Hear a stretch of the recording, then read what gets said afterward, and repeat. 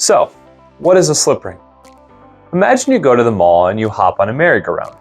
Before the ride starts, a worker plugs in an extension cord into your Tiger to turn the lights on.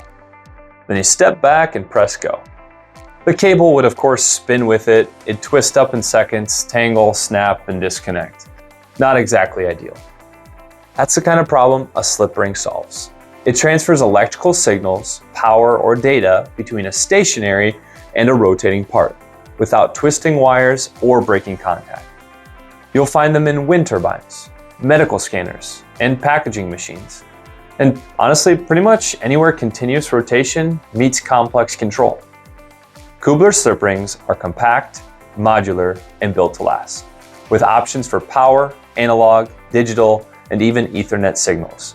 And they're engineered to survive vibration, extreme temperatures, and 24/7 rotation. Because with a slip ring, your system spins freely without missing a beat.